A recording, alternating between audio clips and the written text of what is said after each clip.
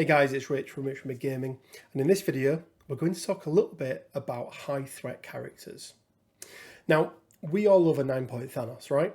Well, if you're anything like me, you do, and you've been building your roster around this behemoth of a character for some time. And also, like me, you'd rather turn up with a couple of powerhouses in your squad, lower activations, rather than 5 or 6 lower threat characters. So with that in mind, here is my wish list for some 7+ threat characters I'd love to see in Marvel Crisis Protocol. Now, we've had Jean Grey announced, but what about the Phoenix Force?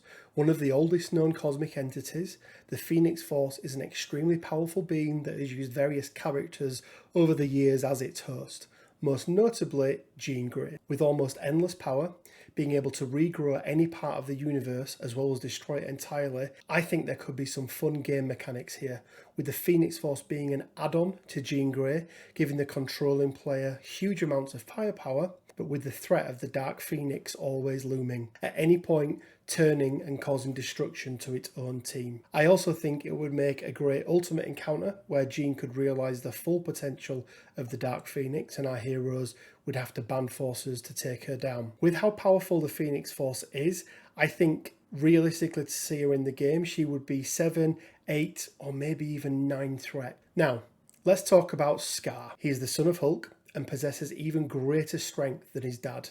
He once cracked the armour of Juggernaut with a single punch and has a healing factor superior to that of Wolverine. With damage and survivability, Scar would make a great addition to Marvel Crisis Protocol, and to truly reflect him in the game, I think he'd be coming in at a minimum 7 threat.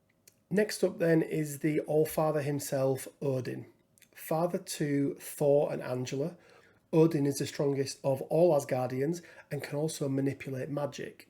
Now, with Thor and Angela already at 5 threat, Odin would need to be at least a 6 or 7, but I'd love to see some great add-ons such as Hugin and Munin, Odin's pair of ravens, to grant him additional abilities to push him to an 8, maybe even a 9 for this true leader of the Asgardians. Any true Marvel fan will be familiar with the Devourer of Worlds himself, Galactus. A true cosmic threat, Galactus wields the power cosmic, allowing him to transmute matter, teleport, create interdimensional portals, resurrect the dead, energy projections, plus much, much more. Now, he can also grant any other being a portion of the power cosmic to power them up as a herald, with the most recognisable being the Silver Surfer to act as a scout and to fight alongside him. I think this could lead into some really cool game mechanics where Galactus is an affiliation to himself, and then he can pay threat to bring along any other character to the game. One problem with bringing him into the game could be his size, as he's often depicted as being over 30 feet tall, but this has varied over the comics and he could easily sit at a size 5 or 6. To truly represent him, I think he would need to be a 9 or maybe even a 10 threat character, which does sound like a lot, but if we go down the game mechanic I just mentioned, I think it could really work. Lastly then is the one that is at the top of my personal wish list, Apocalypse. En Sabanur was one of the first mutants to live and a serial antagonist to the X-Men.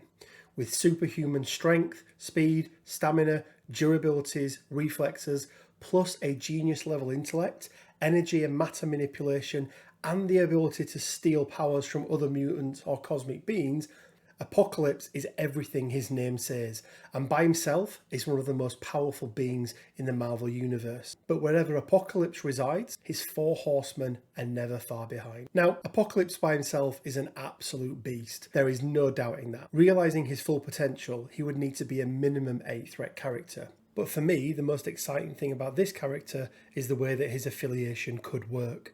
Apocalypse in the comics has used everyone and anyone to be his 4 horsemen.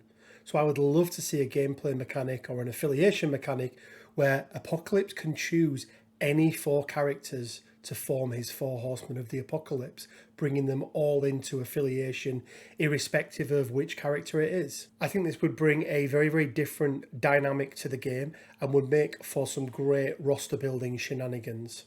And there we are, guys. My top 5 picks for some high threat level characters that I would love to see realised in Marvel Crisis Protocol.